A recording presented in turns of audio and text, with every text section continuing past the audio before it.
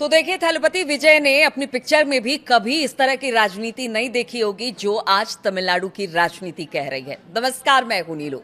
तो तमिलनाडु के टीवी के सबसे बड़ी पार्टी बनकर उभरी है। हालांकि सरकार बनाने में पेंच फंस रहा है।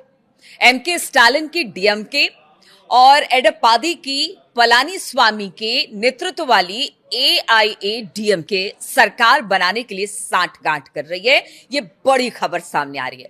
सूत्रों की माने तो इसी बीच विजय ने अब बड़ा फैसला ले लिया है। विजय की बात की जाए तो उनकी जो पार्टी है टीवीके, उन्होंने कह दिया है कि अगर कुछ ऐसा होता है तो सभी 107 विधायक जो उनके हैं वो सामूहिक तौर से इस्तीफा दे देंगे और इस पर विचार चल रहा है। हालांकि ये संकेत मौजूदा राजनीतिक गतिरोध के बीच विजय के खेमे में बढ़ती बेचैनी को दर्शाता है। क्योंकि देखिए, कहा यह जा रहा था कि सबसे पहले इन 5 राज्यों में कोई ओथ लेगा तो वो होंगे विजय, लेकिन पिच अब फंस गया है। हालांकि ये चेतावनी विजय ने खुद आधिकारिक तौर पर नहीं दिया है, लेकिन अंदर खाने पार्टी के भीतर से इस तरह की हताशा की खबरें भी सामने आ रही है, जो कि एक तरह से हताशा दर्शाती है, लेकिन इसे आप राजनीति भी कह सकते हैं। क्योंकि चुनाव के बाद की बातचीत अभी भी किसी नतीजे पर नहीं पहुंची है और अंकों का खेल सरकार के गठन में लगातार रुकावट पैदा कर रहा है। पर्दे के पीछे क्या कुछ खेल चल रहा है वो आपको बताते हैं। तो ये पूरा घटनाक्रम उन रिपोर्टों के एक दिन बाद सामने आया जिसमें कहा गया था कि डीएमके ने टीवीके को सत्ता में आने से रोकने के लिए अपने पुराने प्रतिद्वंदी यानी कि एआईएडीएमके के साथ पर्दे के पीछे से बातचीत शुरू कर दी है। अब देखिए, 2 दुश्मन राजनीति में इसीलिए कहते हैं कोई दुश्मन नहीं, कोई दोस्त नहीं, सब समय की डिमांड है। और इस तरह की खबरें अब तमिलनाडु से आ रही है। तो 23 अप्रैल को हुए विधानसभा चुनाव में डीएमके को 59 सीटें मिली, जबकि एआईएडीएमके 47 सीटें जीतने में कामयाब रही। सूत्रों के अनुसार टीवी के नेतृत्व इस बात से विशेष रूप से नाराज है।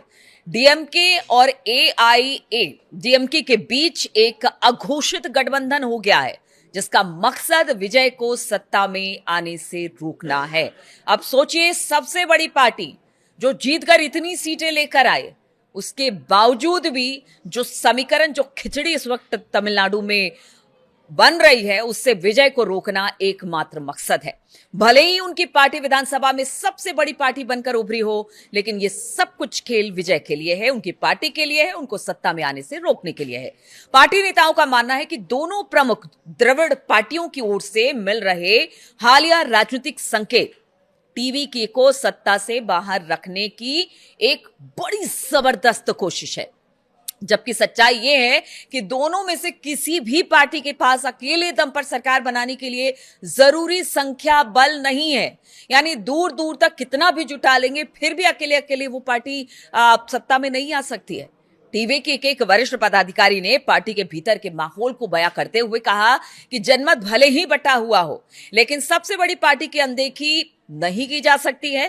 टीवीके ने विधानसभा चुनाव में 108 सीटें जीती हैं, जिनमें से विजय द्वारा जीती गई 2 सीटें हैं, इसलिए 107 विधायकों की बात कर रहे हैं। जो विजय है वो संवैधानिक नियमों के अनुसार विजय से 1 सीट खाली करने की उम्मीद है, जिससे पार्टी के प्रभावी ताकत यानी 107 विधायकों की हो जाती है। इससे कांग्रेस का समर्थन प्राप्त है, जिसमें 5 और सदस्य जुड़ जाते हैं और कुल संख्या 112 तक पहुंच जाएगी, जो 234 सदस्यों वाली सदन में बहुमत के आंकड़े 118 से अभी भी कम बताए जा रहे हैं। पार्टी डीएमके के सहयोगियों, जिसमें कि विद्युत थलाई, चिस्थाइगल कांची यानी कि वीसीके, वामपंथी दल और इंडियन यूनियन मुस्लिम लीग यानी कि आईयूएमएल शामिल है। सक्रिय रूप से ये संपर्क विजय के साथ साथ रखी है इन्होंने, लेकिन अभी तक कोई पक्का आश्वासन इनकी तरफ से नहीं मिला है।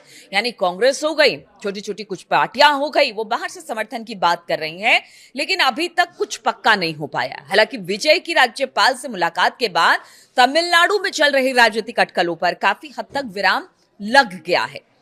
अब माना जा रहा है कि जल्द ही नई सरकार का शपथ ग्रहण समारोह आयोजित किया जाएगा। सूत्रों की माने तो यह समारोह शुक्रवार या फिर शनिवार को चेन्नई में हो सकता है। तो आज तो नहीं हुआ, अब देखिए कल परसों अगर सब कुछ ठीक रहा तो विजय शपथ ले लेंगे। शपथ ग्रहण समारोह में टीवीके के जो वरिष्ठ नेता हैं, सहयोगी दलों के प्रतिनिधि हैं, देश भर के कई बड़े राजनीतिक नेताओं के शामिल होने की संभावना जताई जा रही है। पार्टी के अंदर भी इसे लेकर तैयारियां तेज हो चुकी हैं और अब ये कहा जा रहा है कि जो पेच फंसा हुआ है, क्या वो पेच खत्म हो गया है? विजय अब जल्द ही मुख्यमंत्री की शपथ ले लेंगे। लेकिन देखिए, राजनीति में कुछ भी कहना बहुत जल्दी है। जब तक मुख्यमंत्री पद की शपथ या फिर सरकार बनाने का दावा या पेशकश पूरी तरह से राज्यपाल को नहीं मिल जाता है, तब तक विजय के लिए जो ये रास्ता है ना, वो थोड़ा मुश्किल ही लग रहा है।